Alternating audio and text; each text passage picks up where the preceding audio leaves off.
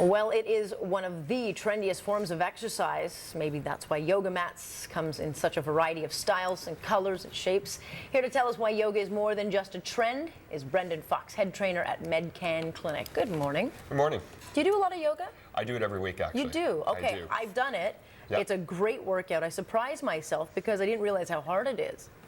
Yeah, exactly. I mean, and the funny thing is that, you know, ancient yoga involved a lot of esoteric and philosophical tradition, but modern yoga actually has a lot of ancient gymnastics in it. Yeah. Because Well, they even have A-type yoga for people like me who don't want to be all spiritual. They just want a really good workout. Yeah, exactly. And power yoga, and there's a lot of different forms. And actually, in the early 20th century, what happened when India was looking for its independence, they actually had gymnastic teachers going around disguised as yoga gurus, teaching people better fitness, just to improve their chances in the case of a revolution against the colonizers. Right. So what are the benefits then? Because not only, I mean, it really is very spiritual, but if you're not spiritual, I mean, you do reap a lot of benefits from doing it. Yeah, one of the major benefits is that it actually lessens the symptoms of muscle soreness from other workouts. So because you're stretching the muscle and getting more flexibility. Getting more oxygen into it. They did studies in the Journal of Strength and Conditioning Research actually showed this. Yep. And that's why yoga is used a lot as a complement to traditional fitness routines. Okay. Especially by even pro athletes are using a lot of yoga. In fact, Andre Talbot used to be the receiver for the Toronto Argonauts. Yes. He's now a yoga instructor in Toronto. Yeah. And has his own studio as well.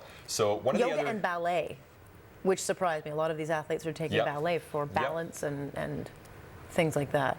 And one of the other things they showed, a recent study just came out in August from the Boston University School of Medicine, is they show that yoga is superior to other forms of exercise for its effect on mood and anxiety. And as we know, about 80% of success in any endeavor is mental. So, you know, there's a lot of transferability to taking yoga. A lot of people with chronic health conditions, such as depression, anxiety, arthritis, insomnia, cancer. Yes. A lot of studies have now showed that people have better recovery when they're incorporating yoga into their routine. Okay. Why is that?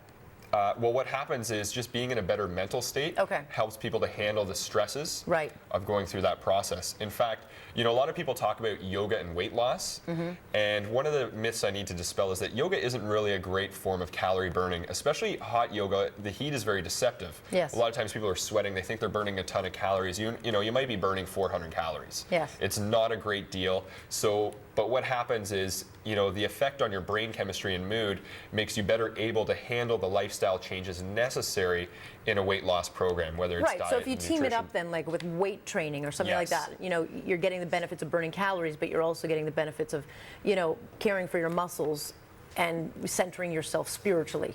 Yeah, exactly. Okay. So it's great to have as part of any sort of routine like that. Who do you suggest do it? I mean, older people, can they really benefit? Can it get rid of things like arthritis, those kinds of conditions that I wouldn't say osteoporosis because that's not, but it can alleviate some of the things that you get when you are old.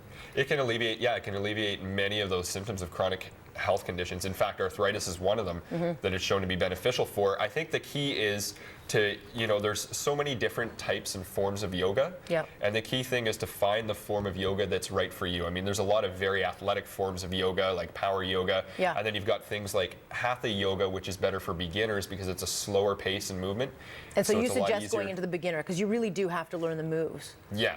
I suggest going into the beginner, but I suggest also trying out a number of different yoga instructors because your success in yoga is going to be very highly correlated to how well you gel with your instructor, regardless of what yoga discipline they're teaching. Yeah, I got turned off because I didn't like to do all the umming and the spirit. It's just not who I am, but I love the workout itself. So I thought if I find someone else who gets what I do, and I know that there are a number of facilities popping up everywhere.